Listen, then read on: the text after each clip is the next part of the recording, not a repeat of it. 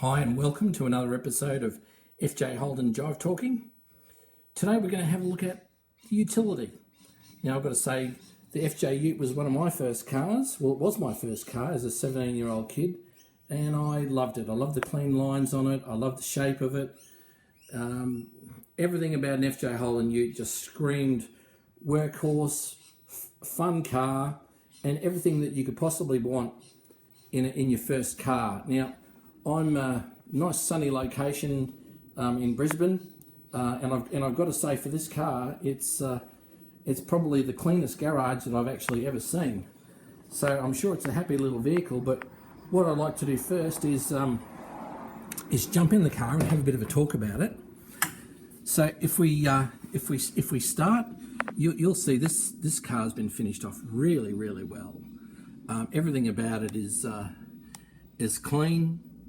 It's been well thought out, and it will be a pleasure to own. But look, just starting back a little bit, we've got on the doors themselves pull-to door handles. These Landlock pull-to door handles. So we've got these here.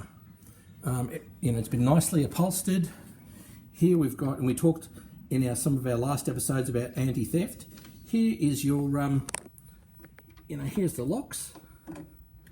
They all work really well. Now, in this particular edition of a Ute, they've got the parcel shelf. Now, I love a parcel shelf. I had one in my Ute, and it was terrific. I'd have my tool bag on there, my electrical emergency box there, all sorts of things, whatever was required. So it was a great little innovation. Now, on this FJ, I've talked about how nicely sprung the seats are, and they're pretty firm, which is what you want. But we've got some added safety touches in here too. But look, let's start at the beginning. So if we just jump in, okay. So inside, this is very neatly trimmed. In here, we've talked about we've got the parcel shelf. Now, standard with a Ute, we've got the grille panel of the black and silver, but it's just body colour for the glove box and for under glove box, so that's fine. We also have the white finish off pieces, the accents for the knobs, dash knobs, and also for the window winders. So that's great. But in this car, they've got a radio, and we had previously talked about, I'll just move that into shot, the ornamental jewels, so you can see it taking pride of place there. So that's a lovely piece. Now, with this car, we've got a pearled steering wheel together with the ruby red horn button. Ooh, she sounds pretty loud, love it.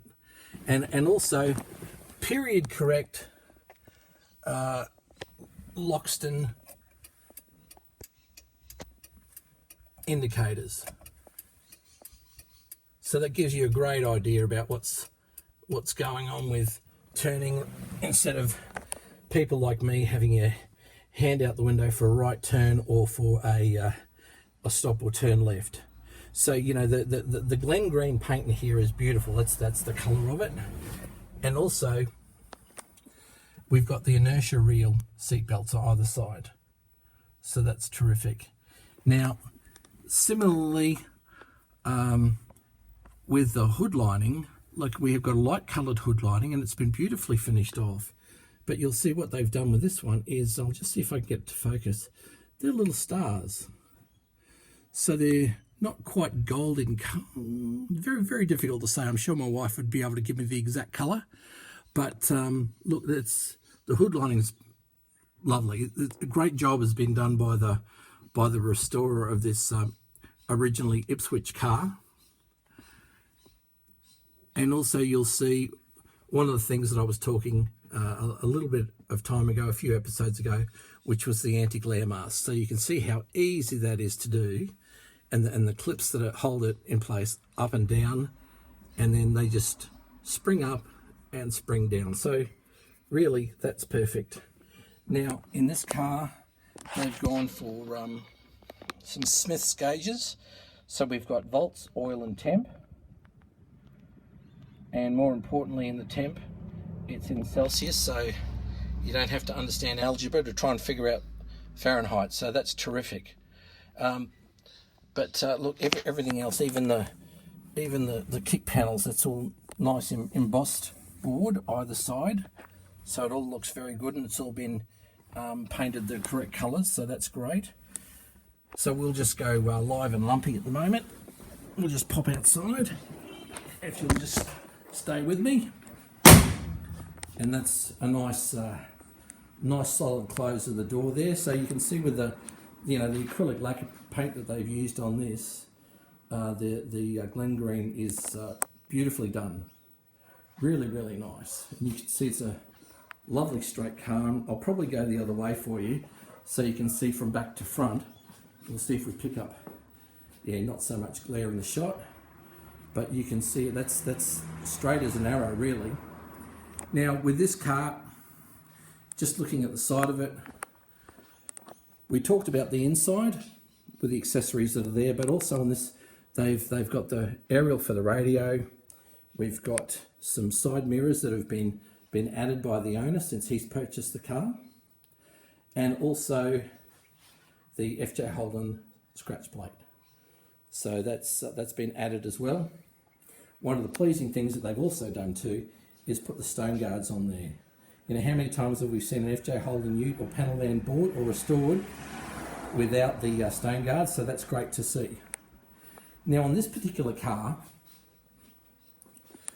we don't have the standard wheels.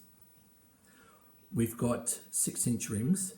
So I can remember taking a set of 4 FJ Holden 4-inch skinny rims, the standard rims, down to Wilson's Wheelworks at Albion and saying to them, can I have 6-inch rims put on them? And they'd figure out the offset.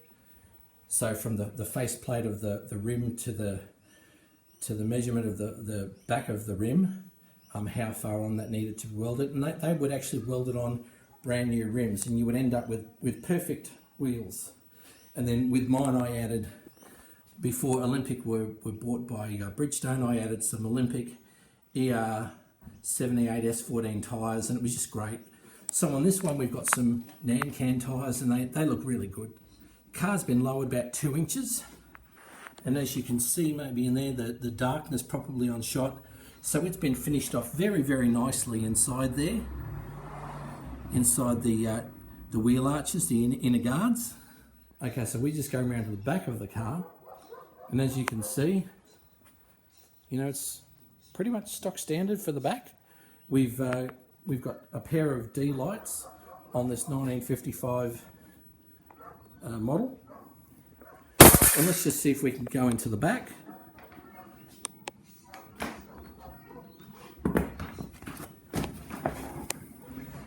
And in here we've got the boards, and they've got their version of Mundy Brown for the cargo runners. So you can see here, it's the Mundy Brown, and in this case they've just lacquered the boards. So that's all fine. Looks very, very nice. Nice car. Lovingly restored by some RAF staff. From an Ipswich car, but no, it's been well looked after. So if we go into the engine bay, and starting at the front, you can see how good the chrome looks. It's just perfect, really, really good, and I'll also give you a shot of along the top. You can see the line comes into shot there. Like, it's been very well thought of and very well done. Now in this instance, right at the front, we've got a very rare little accessory. I'm just trying to see if I can get to it. This is an insect screen. I can see it's locked in there. Yeah, but the insect screen here goes the full face of the radiator, and so what it's doing is it's stopping bugs hitting the front of the radiator. And so I had a model. I had an example of this on my HDX2, and I could just pull the insect screen out, give it a shake and clean it, and it was back to normal. But in this case, what have we got? We've got a pretty standard looking FJ underneath the hood. And when I say pretty standard, I mean that in the nicest possible way. I mean, you can't beat a good engine bay. But this has been very well put back together. Everything looks to be pretty much correctly painted. And over here they've got electronic ignition and a bit of a Claxton horn there for a bit of fun. And you've got your oil switches and so on. But it's had a new wiring harness put in, so that's been all well done. And also, you know, it's had a complete restoration, right down to bare metal nuts and bolts. You know, painted the correct grey for the grey motor. So yeah, look, looks very nice. You've got the GMA satin black for the inner guards. That looks all good. So look, it's a lovely little car. Really, really nice. You know, it's still got the original transfer rather than a reproduction on the oil bath air cleaner. And this is just a terrific little car. So for Queensland, it's got the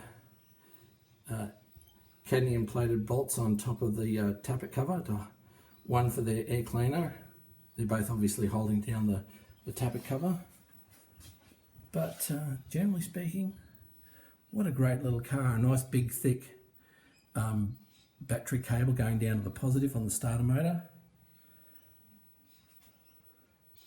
So from that perspective, that gives it all the oomph and help it needs to actually get it going, because sometimes, you know, FJ Holdens can be very difficult to start after a long run with a 6-volt, and you know, this is a smaller version of a later model battery. But generally speaking, really, really nice car. So we'll just go to this side and you can see it's got the Bosch lights on it. Crown work has been very well done. And it's got the Nancan tyres. So I would suggest when I went to you know, the 14x6s on mine, it was just like a train on rails. It was terrific. But the body's flawless. Really, really nice car. The acrylic lacquer that they've put over it looks fantastic. So no, the car has been finished off extremely well, and I have to tell you, the garage, its little home that it lives in, is nothing short of impressive. But anyway, folks, I hope you liked that the first Ute edition of FJ Holden Jive Talking. This has been Jules Knight from the Nasco Bay Speed Shop. Don't forget to subscribe and hit us up with any suggestions or any other things that you want to see. That would be terrific. But folks, I hope you enjoy the rest of your day. Bye-bye.